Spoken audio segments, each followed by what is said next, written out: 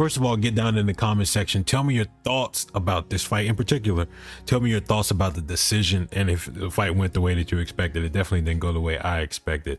As you're doing that, hit the like button, subscribe so that we can talk science, and then later on do some analysis across the entirety of this card. Look at a few different fights, but of course we're gonna talk about this for now. Right now we're just talking. We'll do some analysis later down the line.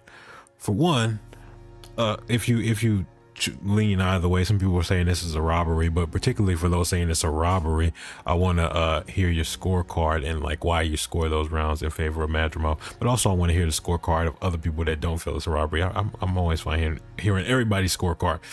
To me, there are a lot of interesting things about this fight and a lot of interesting decisions that Terence Crawford made, and the analysis that I'm going to drop very soon, either tonight or early tomorrow, is going to be in the 12th round. And of course I'm gonna look at the other rounds, but I'll do a short analysis on the 12th round because I thought the 12th round was very telling about how this fight could have looked had Crawford approached it different. But then there's also some of the middle rounds where he's jabbing more, which I thought would be something he would do more, use that lead hand to probe, which he didn't really do too much of that, if at all.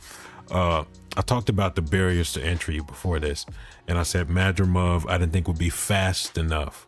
But despite Terence Crawford being visibly much faster, whenever Terence Crawford opened up, he was much faster than Madrimov. But Madrimov was more than fast enough to surprise Crawford. So even though Crawford was faster, Madrimov's speed was still enough to catch Crawford off guard, which I didn't really think was going to be the case, especially to the degree that it was tonight. And Crawford was definitely getting touched up.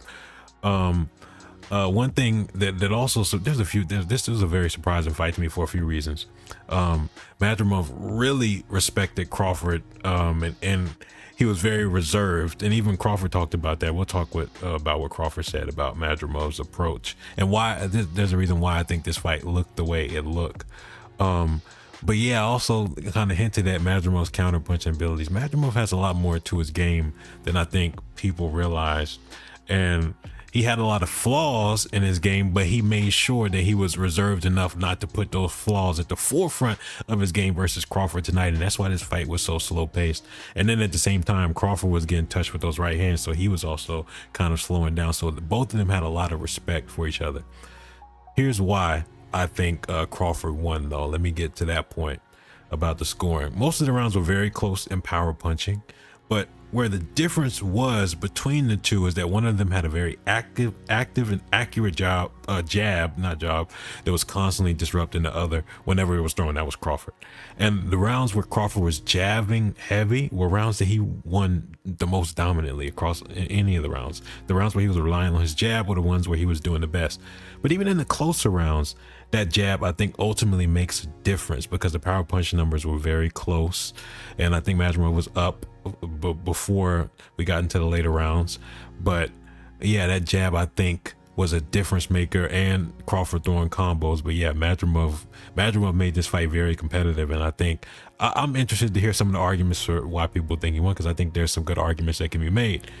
But I'll always say this, I can't stress this enough. Every close fight with a popular fighter who's supposed to be the overdog, who's supposed to win, if it's a close fight at all, people are going to say it's a robbery. Every time. It never fails. Never, ever fails. It never fails. And to be fair, that doesn't mean Madrimov didn't deserve to win. I just know how easily people's perception is skewed by expectations. Look at any popular fight somebody that they're supposed to beat, and then it looks like a close fight. Look at what people say about it every time. It never fails. And again, that doesn't mean that the popular fighter deserved to win. It just means that people's perceptions are super skewed in situations like this. Yeah, okay, let's talk about some other things. Madrimov did great in this fight by not giving Crawford what he wanted or expected. And at first I was thinking to myself, I was watching this, I was like, Crawford looks a little bit off. And maybe he slightly was. There may be something to that, but I think why he looked so off, for the vast majority of the reason, for the most part, was because of Madrimov. And it was kind of alluded to by what Terence Crawford said at the end of the fight in the post-fight interview, where he said he was trying to get Madrimov to jump out and do some of the wild stuff that we're used to seeing, and that same all that wild stuff, jabbing, leaving his head open, jumping in, falling off balance. He did do some of that, but he didn't do it near as much as I was expecting, or Crawford was expecting, apparently. So I think Crawford was preparing to punish a lot of those mistakes that Madrimov was smart enough not to make versus Crawford, and that's why it was so hard for Crawford to find out what to do next, because I think he focused so much on punishing Madrimov for making mistakes that Madrimov just didn't make in this fight for the most part. He did have his occasional moments where he was wild and off balance. Crawford had a couple of small moments too, but yeah, Madrimov really was heavily reserved in his style. Yeah, Crawford at times was the one that was forced to take a risk, and he had to come forward and he had to do more to bring Madrimov out, and he had to initiate, and that got him into some trouble. Obviously, he was getting touched up with that cross. He was struggling to get away from it. Which yeah, it's strange for Crawford that you don't see it too often, but that just lets you know how good Madrimov is. Let's see what else we got to talk about. Strangely enough, Crawford got hit with most of the biggest shots in this fight, big overhands, but Crawford landed more big combos. But the strange part is actually that Crawford was eating Madrimov's giant overhands, which is totally unexpected. I was kind of thinking, I was like, if Madrimov was landing some big shots, we might see Terence Crawford get wobbled, but Crawford was never in trouble despite getting hit with some big shots. That I definitely didn't expect that. However, I think the extra durability is likely coming from the lack of extreme dehydration from a big weight cut, like how he did it 135, 140, and even to a certain extent 147 when he got too big. On the other hand, Madrimov, every time he got hit with a good combo, he was the one that was reacting strangely. I don't think he was ever badly hurt, but he would initiate clinches and he would start backing up and stuff like that. That was what surprised me. I feel like Crawford took Madrimov's power better than Madrimov took Crawford's, and that, especially since Crawford wasn't landing the type of shots that I thought he would land, that definitely surprised me. And I predicted Crawford to knock him out, but I predicted Crawford to knock him out when Madrimov was gonna make a lot of the mistakes that I've seen him make.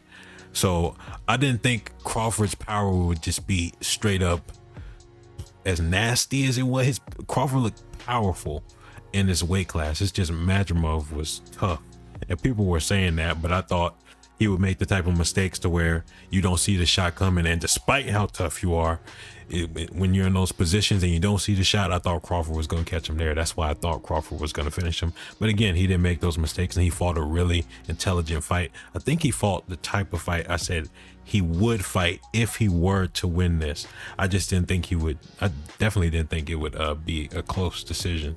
So yeah, my prediction was definitely off in those aspects. But we will talk more. I'm gonna look at that 12th round, of course, hopefully tonight. Hit that notification bell so you can be prepared for all the uploads coming. Yeah, hopefully at least one tonight, but if not, then it's gonna be a lot tomorrow. So like I said, notification bell on, I'm out.